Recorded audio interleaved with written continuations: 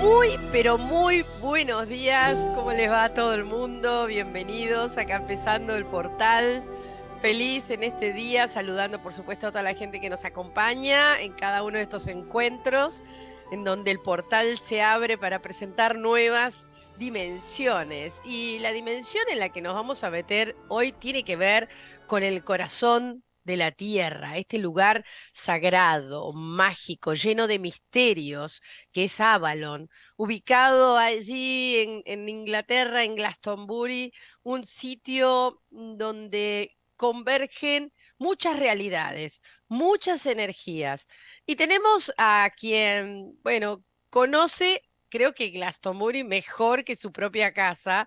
Ella es Nina Linares. Y digo esto porque ha ido un montón de veces, ya no sé, pero lleva más de 20 años yendo a este sitio, llevando grupos, iniciando a gente. Es autora de más de 27 libros y novelas y a su vez es muy conocida como la creadora de técnicas holísticas como el masaje atlante y el masaje alquímico del corazón. Es especialista en cristales, está en este momento en su tienda en España y siempre nos ilustra y nos lleva de viaje, un viaje que de alguna manera despierta, ¿no? A través de su relato, fibras internas. Digo esto porque hoy entramos en el episodio 6, un episodio en donde vamos a continuar recorriendo y descubriendo las colinas que de alguna manera conforman este enclave tan particular en Inglaterra. Y bueno, le damos la bienvenida. ¿Cómo te va, Nina? Hola, Maga, pues muy feliz de estar aquí otra vez en tu programa y encantada de hablar de Glastonbury Avalon, claro que sí.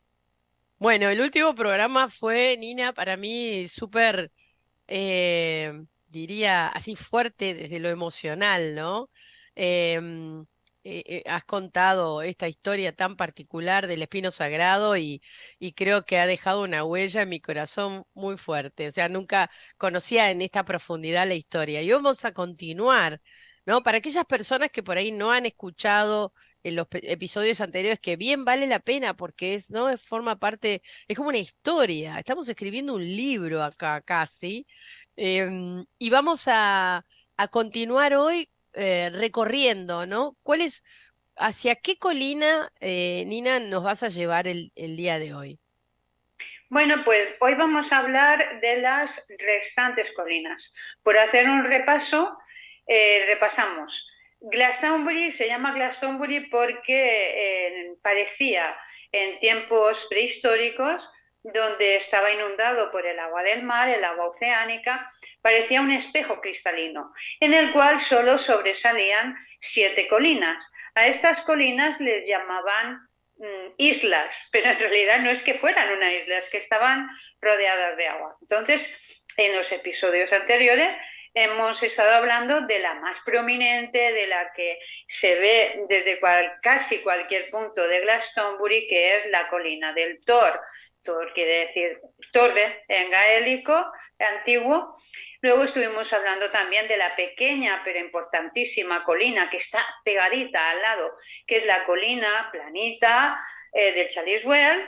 Y luego estuvimos hablando, en el último episodio estuvimos hablando de la colina de la ballena. La colina también conocida por el espino santo, el espino sagrado, el arbolito de las hadas y, por supuesto, conocido también por el bastón, el callado de José de Arimatea. Y hoy vamos a ver las 3 colinas, esas islas, esas 3 colinas que nos queda por dar un repasito. Estas 3 que ya hemos visto son las más importantes, las más prominentes, las más energéticas, sobre todo la del Tor. Pero también esta que vamos a empezar a hablar ahora, que está dedicada a Bridget, a la diosa brillante, a la brillante, se llama así, se llama Bridget Mount.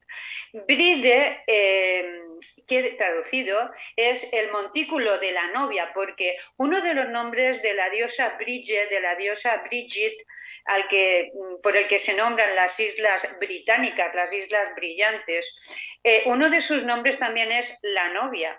Pero la novia en el sentido de no viciar la realidad, por eso es como la diosa más amada de las sacerdotisas novicias. Entonces, en el montículo de Bridges Mount, el montículo de la novia, es un enclave que está como caminando, nos llevaría un tiempo de 2 horas desde Glastonbury llegar hasta él. Y allí se han encontrado restos, en 1960 se encontraron restos de que hubo un templo en la Edad de Bronce que se supone que estaba dedicado, o estaba, mejor dicho, habitado por sacerdotisas. Y estamos hablando de la época del matriarcado. Luego, más adelante, se confirmó que en el siglo V, es decir, posterior, a la Edad del Hierro, quizá a la Edad de Piedra, posterior, también fue un lugar habitado en esta ocasión por hombres, se supone que druidas, porque estamos hablando del siglo V. Se le atribuye que eran los restos que se han encontrado, era un lugar de druidas, de sacerdotes, evidentemente también del culto a la diosa, del matriarcado, porque se han encontrado allí restos de un cementerio, de la comunidad que vivía allí, su cementerio. Encontraron 30 esqueletos, ruinas de una ermita o templo, y también luego empezó a ser motivo de peregrinación de los creyentes católicos de la época, irlandeses, que en su camino hacia la abadía se detenían en este lugar tan especial donde había un pozo, el Bridget Well, el pozo de Bridget, y donde hay un río, hay una piedra, de estas piedras que llaman en la cultura celta piedras mágicas. Es un bosquecillo muy bonito. Pero, como siempre decimos al hablar de estos temas, algo muy curioso que no quiero que se me olvide, es que este lugar de culto ya estaba súper activo en el siglo V, mientras que la abadía no empezó a tener auge, a ser construida, a ser difundida para peregrinos, como lugar de peregrinaje hasta el siglo VII. Es decir, que el montículo de Bridget, el montículo de la novia, es muy, muy anterior incluso a la construcción de la abadía, 2 siglos anterior. Y aún así, pues ya cuando empezaron los primeros viajes en barco, pues los peregrinos, cuando iban en su peregrinaje a la abadía, paraban primero aquí, el barco paraba primero aquí. Esto luego se fomentó muchísimo en este lugar porque se sabe que Santa Brígida, que era una joven irlandesa de padre druida y de madre católica, pues quiso conocer este enclave especial dedicado a Bridget, y se cuenta que pasó ahí unos años. Entonces esto llamaba mucho la atención de los irlandeses, hasta el punto que el otro nombre con el que se conoce al montículo de la novia es Beckery, que quiere decir pequeña Irlanda, por todo esto. Pero, como siempre decía, ¿no?, como te comentaba, que siempre que hablamos de estos temas, todo como que se detiene con Enrique VIII y la anulación de las actividades religioso-católicas. Y con la clausura de los monasterios, este lugar también cae totalmente en el olvido, hasta el punto de que queda en ruinas, y al estar, como te decía, a 2 horas caminando del centro de la ciudad, se convierte en un lugar abandonado, posteriormente en un lugar de extrarradio industrial, y allí se ubicaron varios almacenes, una fábrica de pieles de oveja, y tuvo un poco de auge. También habían lugares para poder pernoctar a los viajeros, comerciantes, etcétera. Pero con el paso del tiempo, a partir de cuando se cierra la fábrica de ovejas, de pieles de oveja, aquello ya se deteriora del todo hasta 1995. Eh, Que, eh, dime, dime. Perdón, no, como hiciste, perdón que interrumpí pensé que habías terminado la idea, pero no quiero que se me pase, tal vez me lo Sí, contestás después. sí. Mencionaste que había ahí un pozo también. El Es pozo un de pozo, Bridget. claro, ese pozo es un pozo de agua y hay un agua particular en ese lugar. No, se supone que es el pozo de agua del que consumían agua dulce en la comunidad que vivía allí. Había una comunidad de hombres religiosos, pero al ser tan antigua, se supone que eran druidas, sacerdotes de la diosa. Es un pozo señalado, el pozo de Bride. Y hay un río también, muy energético, hay un bosquecillo. Pero todo esto estaba como muy deteriorado. Hasta que en 1995 unas personas de Glastonbury deciden hacer la fundación de Fritz and Bridget Mount, que son amigos del enclave de Bridges, del enclave del Montículo de la Novia, y empiezan a recuperarlo hasta hoy.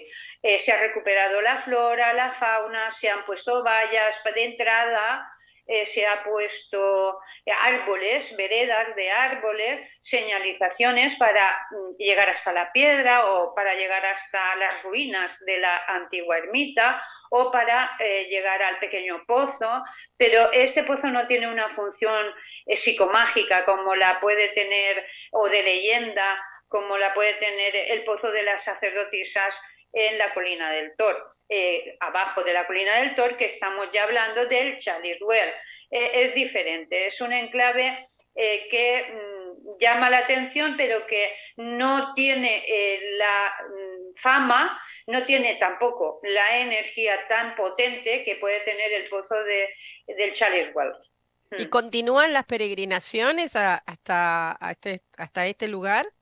Pues es que este lugar, como está en el extrarradio y está mantenido por una asociación Sí, privada, hay que contactarles, hay que pedir, avisar que va a ir un grupo, va a ir una persona, va a ah, ir una ok, pareja, va a ir un automóvil particular, pero son asequibles, por supuesto, ok, se puede contactar con ellos a través de su página web, porque al ser privado, pues no claro. es que es un paraje natural, se puede ir perfectamente, pero yo solamente lo nombro como curiosidad, porque es que si te das cuenta, todas las colinas y la misma zona de Glastonbury tiene dos intereses energéticos muy importantes para ser asentamiento de diferentes comunidades desde los tiempos de la prehistoria, desde la edad de piedra.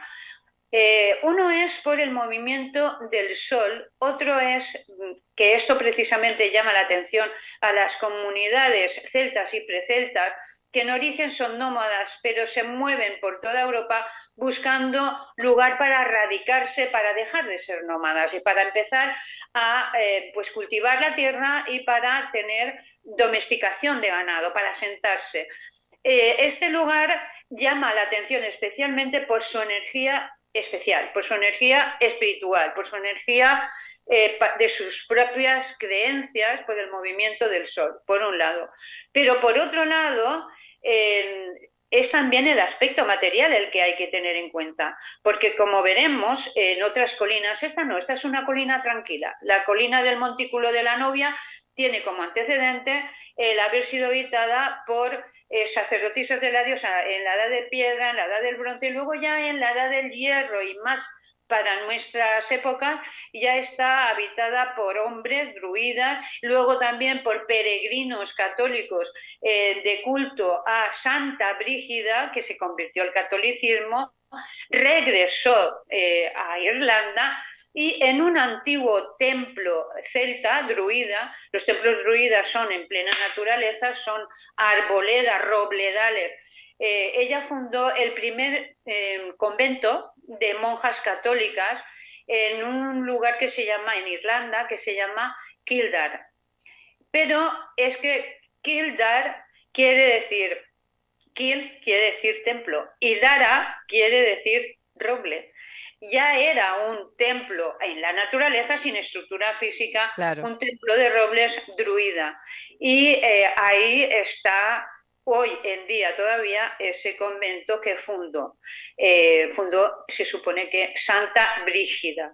Este es una colina tranquila, pacífica, de culto religioso, se puede decir, pero luego hay las otras colinas que nos quedan por ver, como por ejemplo Bret Knoll, o se escribe Bret Connell, con una K de kilo que no se pronuncia.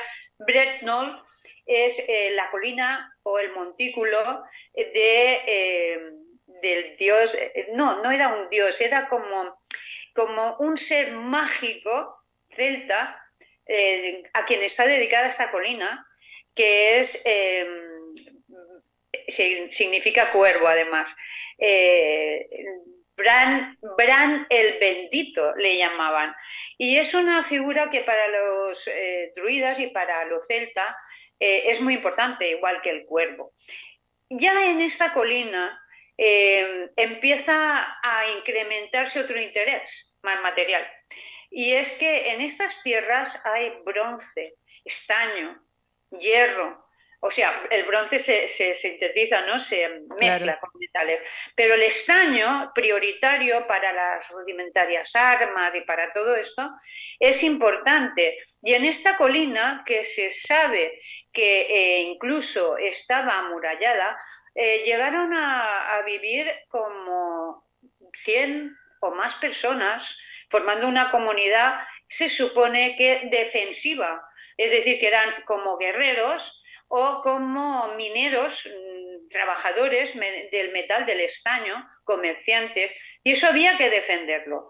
En Bret Connell, por ejemplo, que tiene 130 metros de altura y se puede ver desde el Tor, todas estas colinas, que esto te va a gustar mucho, todas estas colinas están relacionadas con el Tor, todas.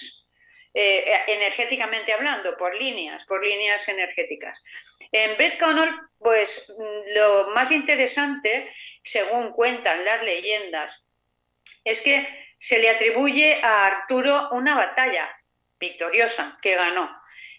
¿Contra quién batallaban? ¿Por qué en las colinas se ponían estas murallas o se ponían defensas de invasiones, de bárbaros?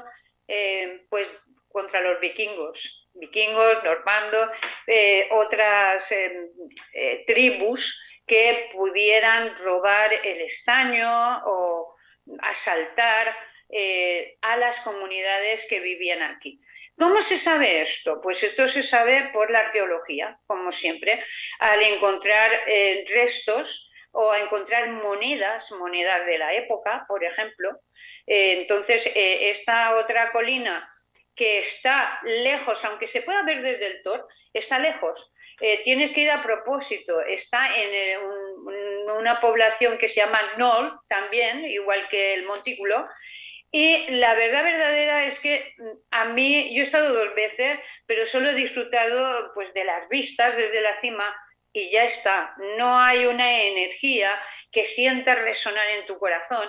No te invita el lugar a meditar, no.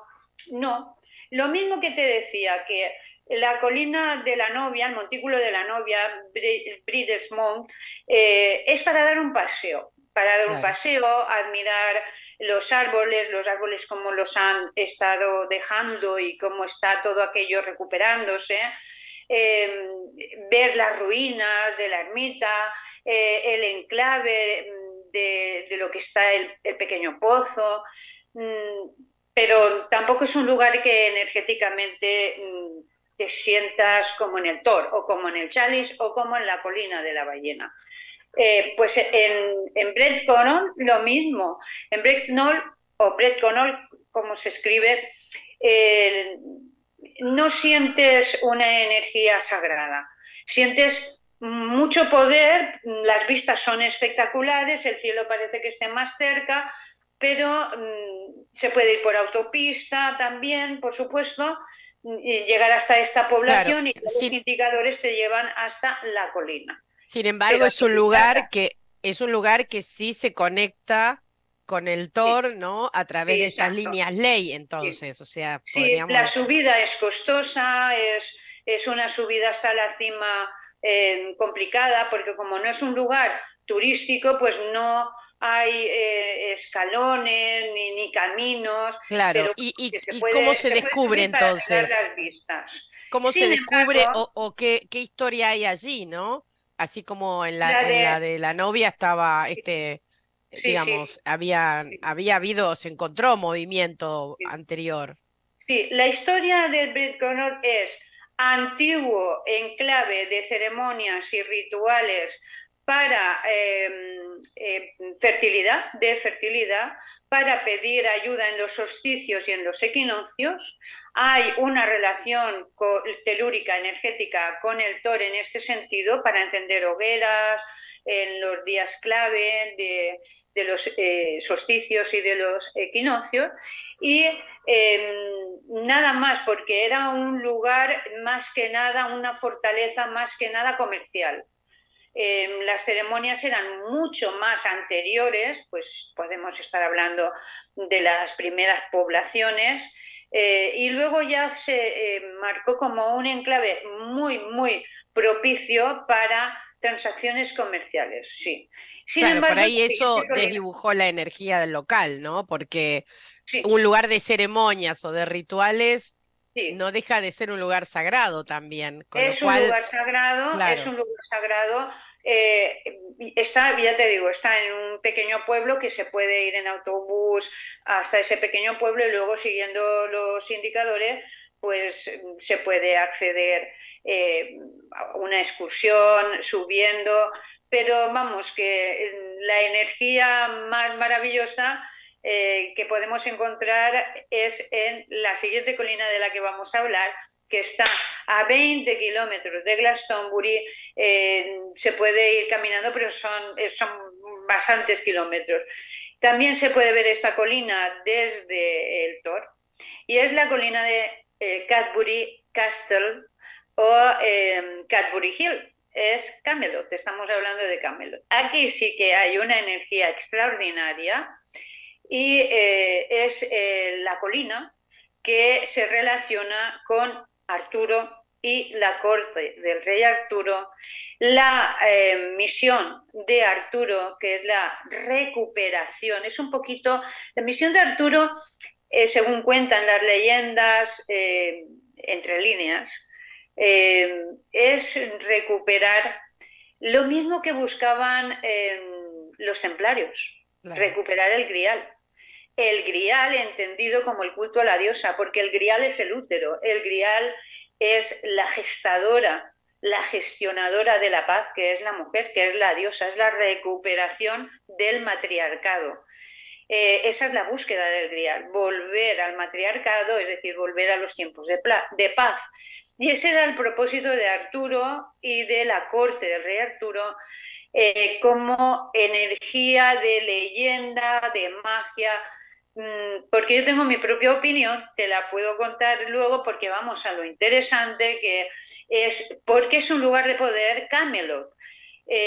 Fíjate, Camelot es el nombre que se le da a la corte del rey Arturo, a la fortaleza del rey Arturo. ¿Y por qué se relaciona a Camelot con el rey Arturo? ¿Qué pruebas hay? Si es una leyenda, si no se sabe si realmente fue un personaje real, histórico. Pues se le relaciona porque hubo un capellán, curioso esto, un capellán de Enrique VIII, el que anuló los monasterios y todo este tema, que sin embargo le debía de caer en gracia a él porque le nombró, le otorgó un título que no ha vuelto a repetirse nunca jamás, que es el de anticuario real.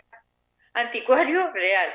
Eh, Total para no llamarle capellán, total para no despedirlo, porque él abolió todo el tema que fuera religioso y sobre todo católico, porque él es el que se erigió como representación de la Iglesia anglicana, máxima figura espiritual, religiosa. Y entonces este hombre hizo una recopilación de lugares especialmente sagrados, con historias, con leyenda, y lo nombró como que era la fortaleza de residencia y de estrategias y de reuniones del rey Arturo. Pero también Ptolomeo, en su momento, también cita una fortaleza en la parte sur-sureste de Inglaterra a la que llama Camudulundum, es decir, Camelot. Y Claro. es impresionante.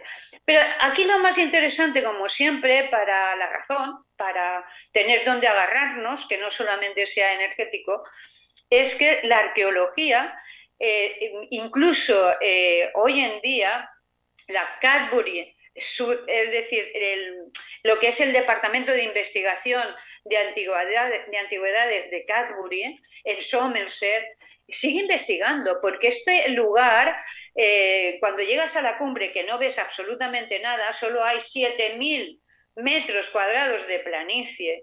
Sin embargo, todavía se cree que encierra grandes secretos, porque es una fortaleza constatada que estuvo en activo 4.000 años seguidos, Un 4.000 montón. años seguidos. Pero es que la arqueología ha encontrado pruebas de que ya era una fortaleza en la edad de piedra, en la edad de hierro, en la edad de bronce, en el siglo de la Edad Media, en el siglo X, aunque llegaron los romanos, que la conquistaron, la arrasaron y quemaron la fortaleza y todas las aldeas de alrededor.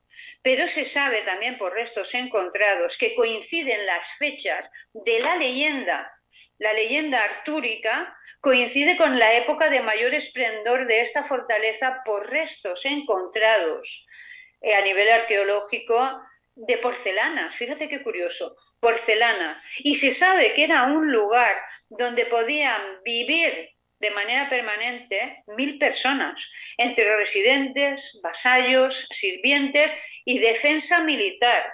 Era una fortaleza que no solamente era, como estábamos viendo en Brett Connor, que era como una que estaba amurallada, como una fortaleza defensiva de transacciones, de comercio, no. En Camelot se residía, se vivía. Incluso se sabe que te constaba, la fortaleza tenía una sala de celebraciones, donde se supone que hacían bailes, recepciones. Era un lugar lujoso, era un lugar maravilloso, que seguro que te estás preguntando, ¿y no queda nada? Claro, Nada, ¿qué quedó de todo eso, no? nada. Y nada. Sí, nada, nada porque, primero porque los romanos lo arrasaron y quemaron todo, quemaron hasta las personas, quemaron las poblaciones de alrededor, las aldeas, los lugares de campesinos, arrasaron como queriendo erradicarlo por completo, algo impresionante. Entonces, se volvía a construir, se volvía a reconstruir.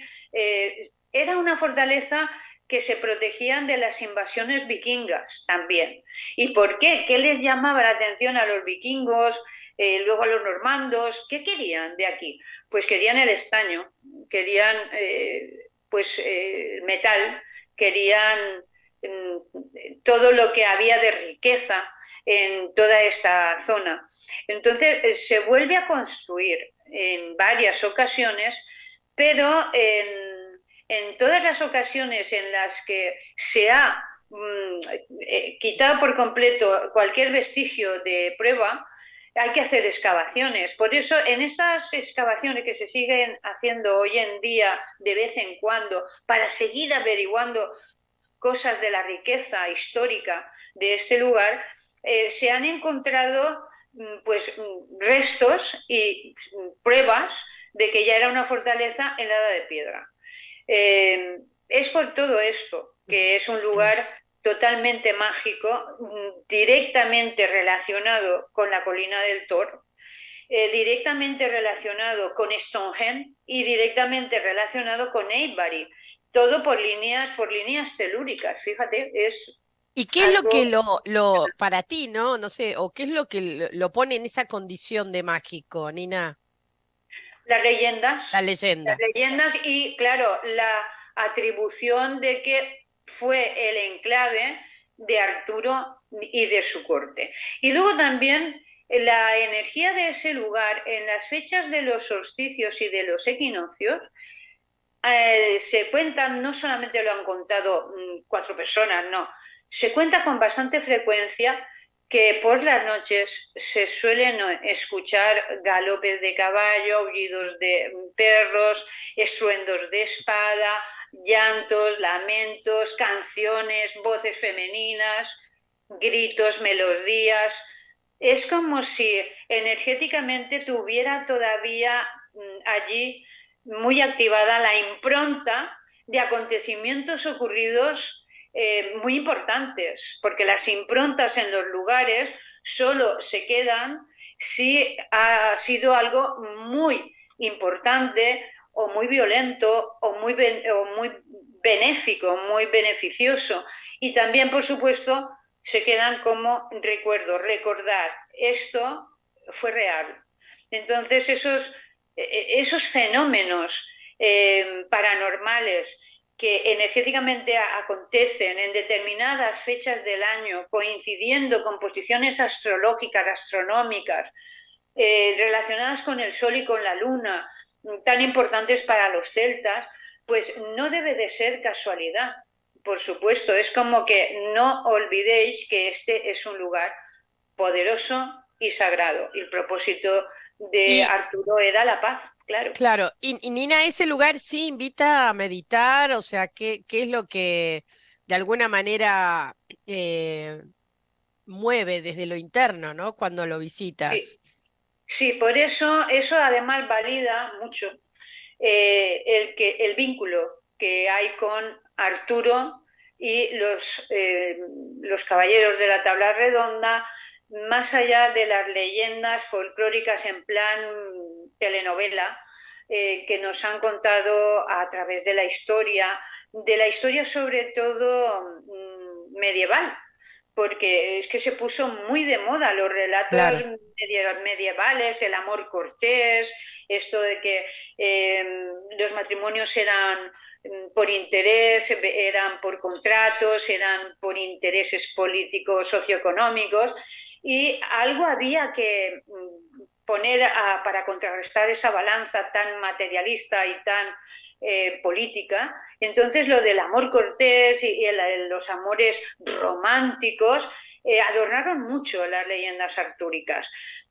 Y te decía, yo tengo mi propia teoría. Mi propia teoría es que, como ya hemos hablado en otras ocasiones, en tiempos muy antiguos en los que las realidades que ahora llamamos paralelas estaban más unidas, lo que llamamos mujeres del otro mundo, lo que llamamos hadas o elfos también en tema masculino, cruzaban lo que era la dimensión.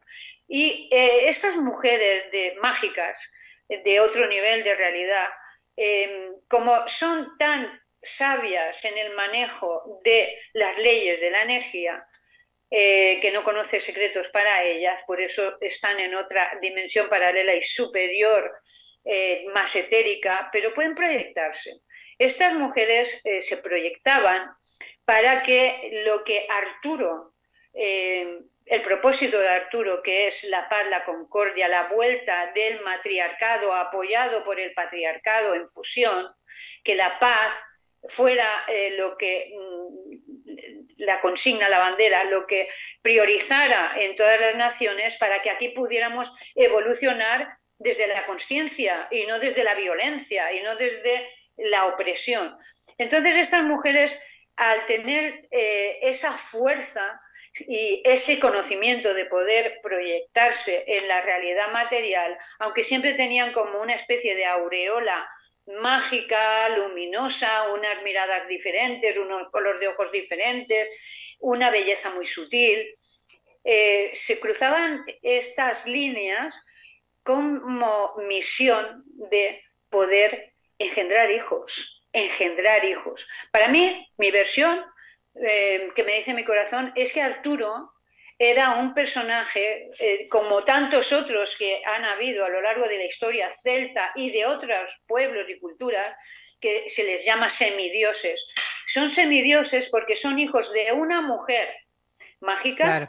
y de un hombre material. Y es lo que han llamado siempre sangre azul.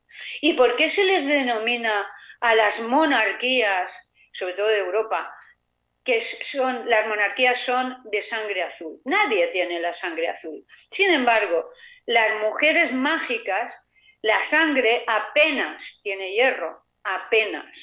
Por ejemplo, el hijo de una hada con un humano siempre será pelirrojo, ¿En porque serio? sí, los cromosomas del padre tienen una carga genética de hierro en sangre mucho más poderosa, mucho Para vos más. me querés decir que los pelirrojos que hay en la Tierra son hijos de hadas y de un Sí, hada y un humano. sí. Y sobre todo esto es algo muy normal y muy común en Irlanda. Date cuenta que yo para mis novelas he viajado a los enclaves de la Madre Divina, a los enclaves de la diosa. He estado en Yona, en Muna, y he hablado con muchas personas Qué lindo lo que estás para contando. interesarme sobre las leyendas, sobre, sí, sobre todo esto. Entonces, para ellos queda esa información, queda en el gen. La genética no tiene en cuenta todas las leyendas, por supuesto, porque no es científico. Y cuando te pueden explicar un proceso, pero no el porqué de ese proceso. Entonces, en Irlanda, que es donde más se tardó en erradicar el culto al matriarcado y la comunicación con los seres del otro mundo, con las hadas, con los elfos, hay más pelirrojos que en ningún otro lado. Pelirrojo, Mirá, piel blanca, pecas, ojos claros. Y luego también están los side. Los side son los morenos, siendo irlandeses, morenos y con el pelo muy oscuro, piel más oscura y cabello muy negro. Y se dice que son hijos de las mujeres marinas, las mujeres foca, que son mujeres del otro mundo. Entonces, lo de que te estaba comentando de la sangre azul tenía una finalidad. Se le llamaba sangre azul porque se supone que era sangre noble, que heredaban la magia de las mujeres mágicas para poder gobernar, para poder llevar a cabo una función de ejercer la política, la economía, de manera equitativa, de manera próspera y de manera igualitaria. Los clanes, por ejemplo, los clanes irlandeses, escoceses, galeses y anteriormente también incluso los ingleses, los Macs, por ejemplo, que quiere decir hijo del clan, del árbol tal, porque para ellos lo más importante por lo que representa eran las razas árboles, porque representan el arraigo al presente, la nobleza, la estirpe. Siempre se gobernaban en comunidad, no habían diferencias, no había maltrato, sumisión.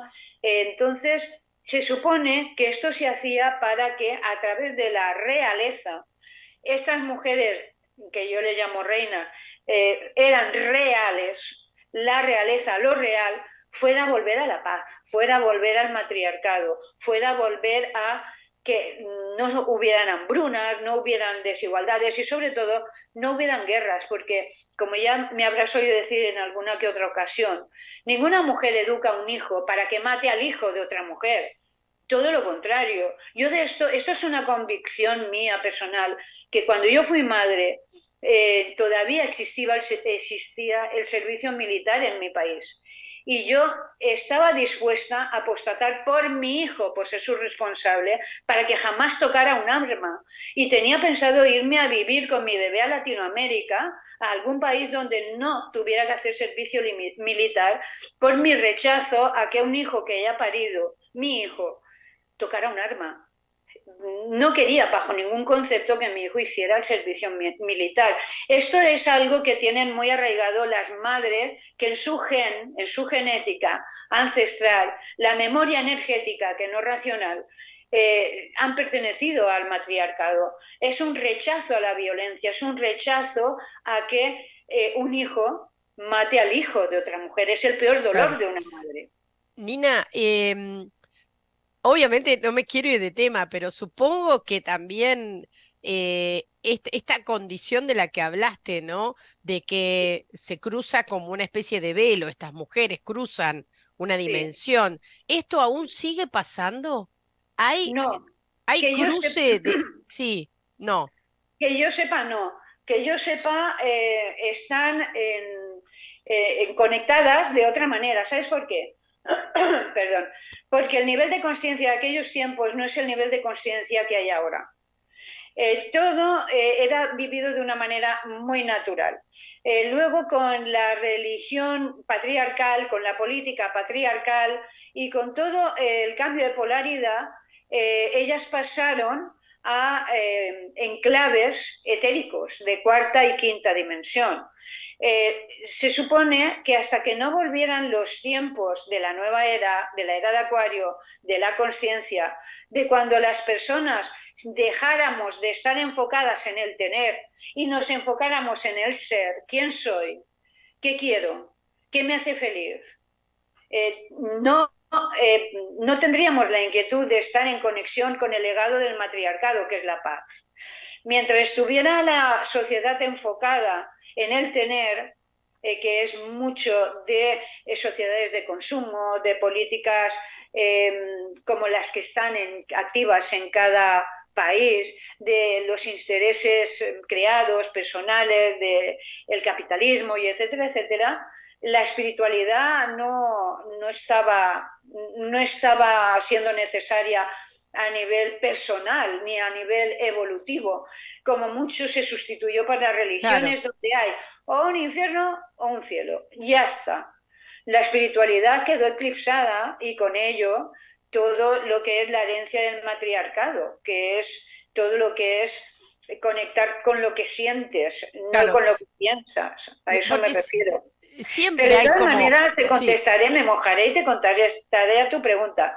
Por supuesto que cruzan el velo, claro que sí, te las puedes encontrar en Glastonbury, te las puedes encontrar en cualquier lugar, pero nunca lo notarás, nunca lo. Yo me he cruzado en varias ocasiones con ellas y no me he dado cuenta hasta que ha pasado un tiempito, he volteado la cabeza y ella no estaba, pero algo cambia. Todas estas cuestiones yo las digo a través de mis personajes, en mis novelas, para no quedar de loca rematada, porque cuando ya te dicen tus personajes es como que el propósito está hecho, es decir, ha resonado en tu corazón. ¿No te ha pasado alguna vez que estás leyendo algo de una novela y estás sintiendo que es una verdad y lo sientes en tu corazón sí, sí, y sí. dejas de leer, miras al cielo o al horizonte y dices, esto es cierto? Pero no lo has dicho con la cabeza, lo has dicho con tu corazón. No hace falta que te lo pruebe la ciencia, no hace falta que te lo pruebe la arqueología. Tú sabes que es cierto porque en tu corazón has leído una verdad que te resuena muchísimo. Sí, sí, sí. Nina, me encanta todo este relato que contás y bueno, es como que deja abiertas muchas puertas, ¿no? Para seguir buceando, digamos, en este terreno. Ahora, luego de esta colina, ¿no? La del Rey Arturo, Sí. ¿cuántas más nos quedan? Porque a ver, son Una y siete, una sola. termino Sí. súper rápido porque además no tiene ningún interés. Es Windmill Hill o St. Edmund Hill o la colina del molino de viento. Es una colina enigmática, es una colina que no tiene ningún interés. Yo ni siquiera he ido a nivel personal, no me interesa en absoluto, pero no deja de ser una colina. Según la arqueología, St. Edmund Hill o la colina de St. Edmund o la colina de Molino de Viento está en la periferia de Glastonbury, empezó a urbanizarse en la década de los años 50 y según la arqueología se sabe que allí se practicaban rituales muy antiguos, prehistoria, era de piedra, pero desde muy antiguo, rituales de sacrificios y enterramientos. Ah, Lo cierto es que hoy en día allí los mismos vecinos de la urbanización se urbanizó enfocado a viviendas proletarias, viviendas para trabajadores. Puedes escuchar testimonios terroríficos de vientos que salen y se desvanecen sin ninguna trayectoria de venía por aquí o salía por allá, no, ya gritos, fantasmas, no, apariciones, sensaciones gélidas, se te eriza la piel, se te congela la piel, se te eriza el cabello, sensaciones muy desagradables. Entonces, para mí no tiene ningún interés. Lo único interesante, y se le llama la colina del Molino de Viento porque antiguamente en la Edad Media allí había un molino donde se molía el trigo para hacer harina, para hacer pan. Es el único interés. Pero ya no está ni siquiera el molino. Ese interés y que por supuesto está conectada al Tor como una especie de red o de línea weird, que es la runa esta que tiene muchos cruces, pero es un lugar de poder, pero claro, así como yo te estaba hablando de esas energías tan especiales, propicias, de otras colinas como el Tor, el Chalice, por supuesto, donde sientes paz en el corazón, en esta otra colina tienes la única sensación que tienes es de irte pronto, de qué hago aquí, aquí no tengo ninguna resonancia. Este es un lugar que no me gusta nada. Incluso hay entrevistas en YouTube de gente que te relata los fenómenos paranormales que hay en sus casas y siguen viviendo ahí. Es decir, nunca me ha llamado la atención ir, solo lo cito, lo tengo en cuenta, porque está conectado como colina, está conectado al Tor. Sí. bien, Nina, Y hemos terminado con las colinas. Y yo ahora te pregunto, para el siguiente episodio, ¿qué prefieres que hablemos? ¿Qué crees que le puede interesar a los oyentes? ¿El agua? ¿La importancia del agua me para encantaría, Glastonbury? me ¿O, encantaría. sí, o los monumentos religiosos, la abadía, la iglesia de Nuestra No, Señora, vamos, continuaremos con el agua, después el ya iremos agua? porque hay Muy más bien, para charlar, evidentemente. claro. Pero, Nina, así cerrando la idea de las colinas Sí, especialmente, ¿hay algún orden en el cual tú recomiendas visitar? Porque justamente al ser un epicentro planetario, ¿no? O un lugar donde convergen, sobre todo en Thor, en la colina del Thor, sí, tantas líneas ley, tantas líneas sí. energéticas, pensaba si esto también, para no subestimar las energías, eh, es recomendable como moverse en ese lugar, ¿no? Sí. Claro, mi recomendación es el poder de tres, como siempre. Una vez en Glastonbury, imprescindible sentir la energía de la colina de la ballena, que yo la relaciono con el elemento tierra, por supuesto es la toma de tierra. Sentir la energía de la colina del Tor, que yo la relaciono con el elemento aire y el elemento fuego blanco de la Madre Divina, de la conciencia del corazón, y sentir la energía de la colina, pequeña colina, y del enclave de poder tan femenino que es el Chalice Well, que se Es, relaciona con el elemento agua. Entonces, tenemos ya todos los elementos y es el poder de tres.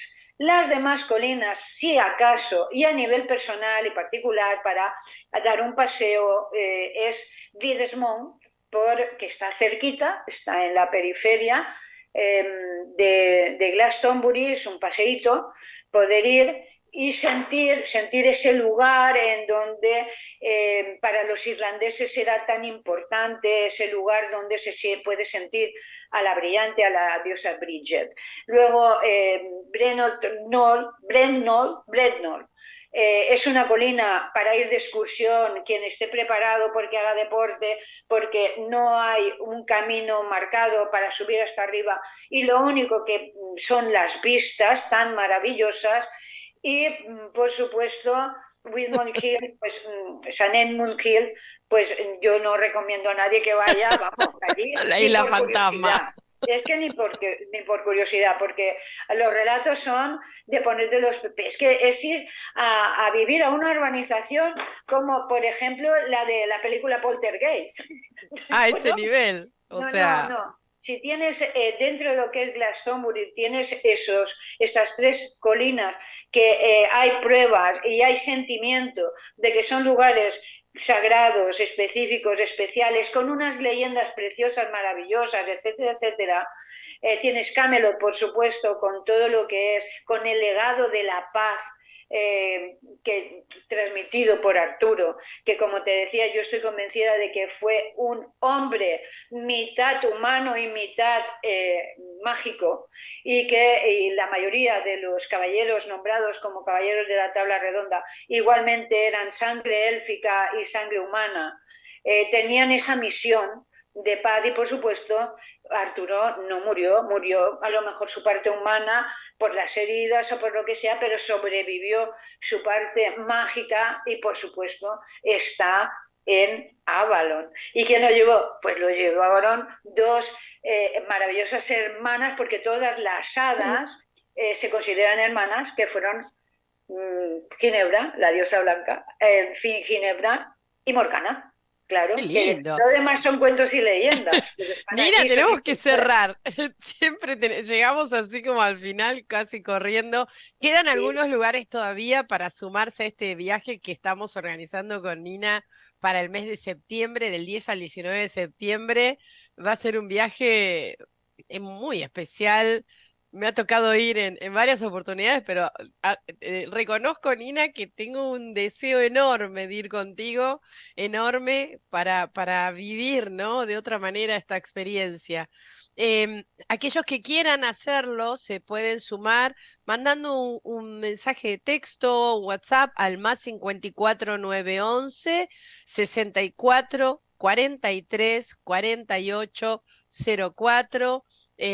Viajes del Alma está organizando toda la parte logística y aquellos que quieran pueden empezar a seguir a Nina en su Instagram, Nina Linares 1, Linares con doble L, y si no, su página web, ninalinares.com. Tiene Facebook, ya tiene un montón de material también de publicado y vamos a seguir sumando más episodios. Nina, acá cerrando, algún día me gustaría charlar porque veo que manejas la información. Siempre me dio mucha curiosidad las razas que habitan este planeta. ¿No? Sus colores, su forma, su estética, y seguramente debe haber un mundo detrás que de alguna manera lo ha generado, ¿eh? Porque siempre me pareció muy llamativo. Hoy dejaste una semilla hermosa con esto que contaste de la gente de pelo rojo, ¿no? Que tan particular. Me encantó, me encantó. Ya los voy a mirar con otra. Siempre me encantaron, de hecho, pero Sí, los voy a mirar con otra cara ahora, entendiendo sí, más sí, sí. su pasado. Nina, gracias. Gracias a ti, Maga. Un placer como siempre, ¿eh? Nos vemos la próxima, A la próxima. haciendo más el pulsar del corazón de la Tierra. Avalon. Ah, bueno. Chao.